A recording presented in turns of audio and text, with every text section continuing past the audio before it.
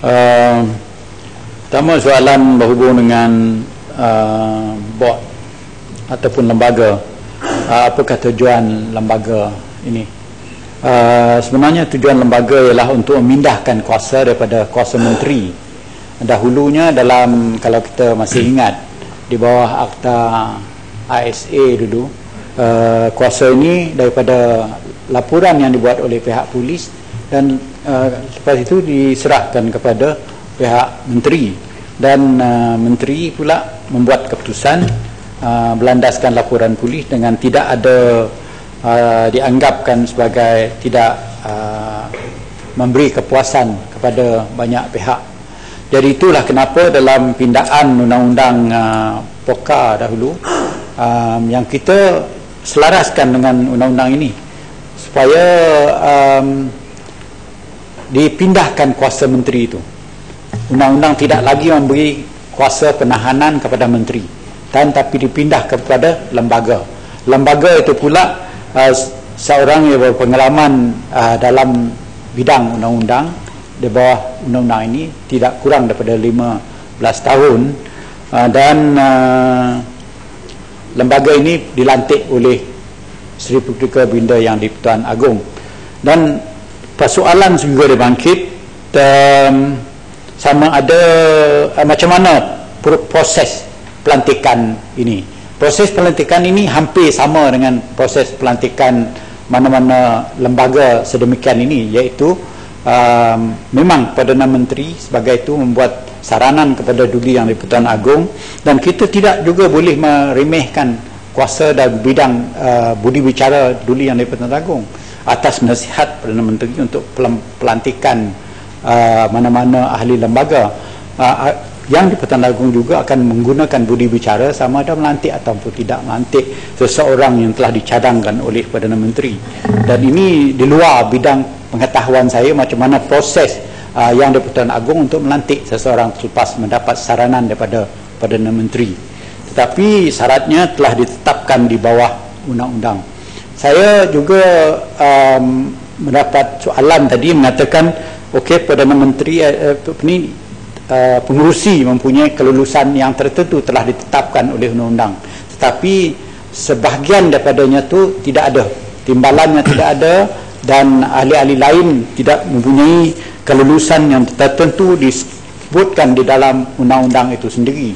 Tetapi dalam ucapan saya yang awal tadi dalam masa pembentangan bahawa orang yang dipilih itu adalah orang yang punya integriti, kemahiran dalam sudut keselamatan dan juga dalam sudut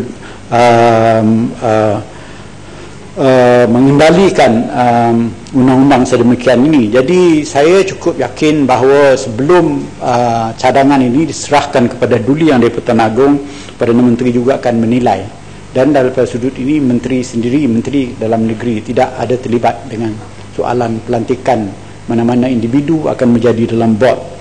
Dan itu kedua. Yang ketiga ialah soalan kenapa korum dia hanya 3. Ini untuk memudahkan supaya proses pelaksanaan lembaga itu tidak dikekangkan oleh kehadiran semua pihak dalam lembaga itu sendiri. Jadi dalam keadaan semikian, supaya memproses keputusan di bawah undang-undang ini boleh dipercepatkan. Dalam masa yang sama, saya cukup yakin bahawa lembaga ini akan bebas daripada pengaruh kementerian ataupun menteri ataupun mana-mana pihak, sebagaimana kita lihat daripada sudut lembaga POKA yang baru kita laksanakan itu, bahawa tidak semua cadangan dan saranan yang dibuat oleh pihak polis ataupun inquiry officer di bawah undang-undang itu diambil oleh itu dan ditahan oleh pihak lembaga. Sebahagian daripada orang yang disarankan oleh pihak inquiry officer dan polis adalah ditolak juga oleh pihak lembaga ini daripada tahanan. Jadi dalam keadaan sekian, saya cukup yakin kebebasan pihak lembaga ini adalah dijamin dan tidak ada pengaruh daripada mana-mana pihak untuk mempengaruhi keputusan mereka dalam membuat satu-satu keputusan. Itu yang pertama. Yang kedua, memang saya dengan percaya apa yang disebut oleh Yang Berhormat daripada Puchong tadi, bahawa dalam soalan habeas corpus ini, bahawa pada sudut procedural saja, bukan berhubung dengan sudut substantif dia.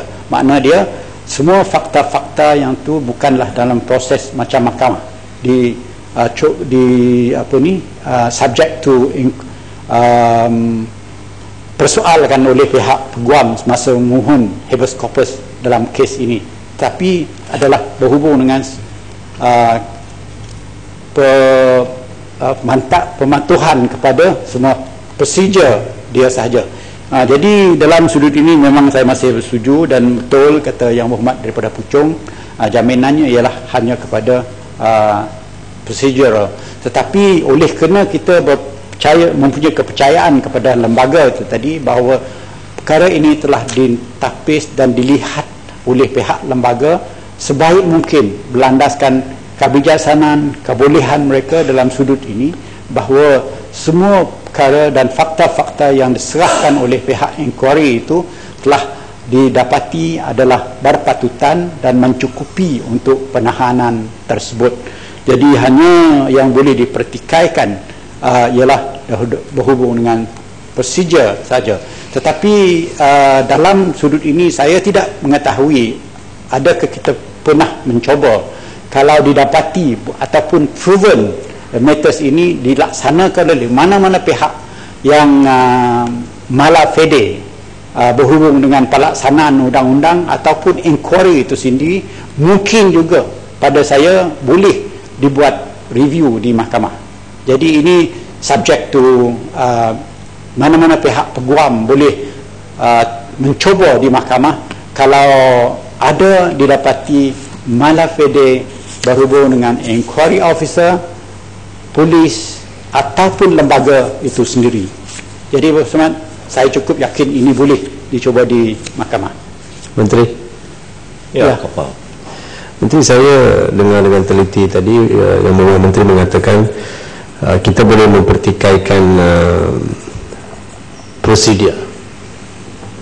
Tapi sekarang kalau tengok pada pasal 6 prosedur ni pun, the board shall determine its own procedure. So dia buat prosedur sendiri, dan macam mana nak tikaikan di mahkamah, sebab dia sendiri yang buat prosedur tu.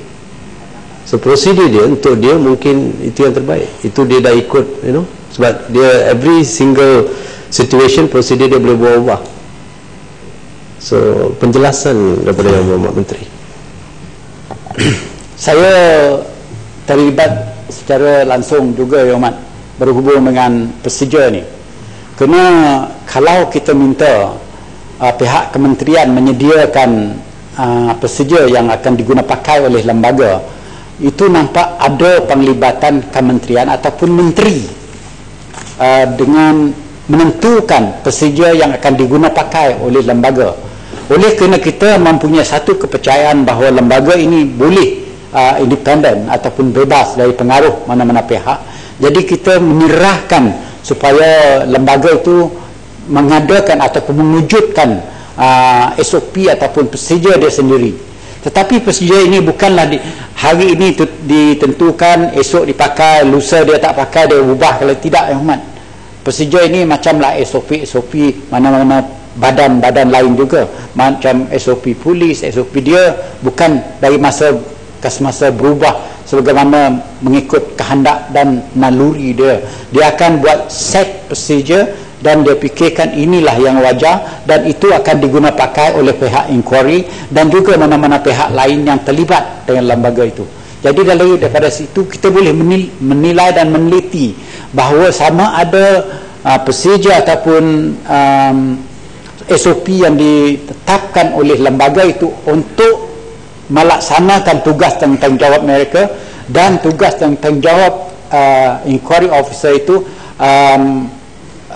diubah sesuai untuk kepentingan mereka sendiri ataupun memang untuk kebaikan pelaksanaan undang-undang ini dan semangat undang-undang ini semasa dilaksanakan. Minta maaf. Terima kasih Datuk Speaker. Terima kasih Menteri. Saya hanya nak dapat tahu kepastian, adakah prosedur-prosedur yang ditetapkan oleh lembaga ini akan disahkan oleh sesiapa, mana-mana pihak.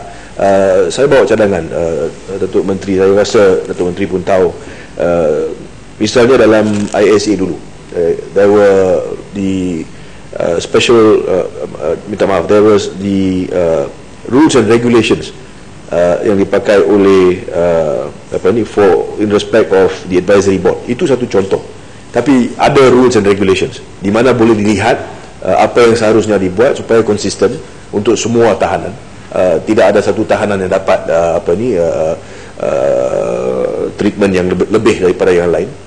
Adakah kementerian bercadang supaya prosedur ini ditetapkan dan mungkin diwartakan ataupun dilalukan melalui satu saluran di mana ianya boleh dijadikan perkara umum supaya juga dapat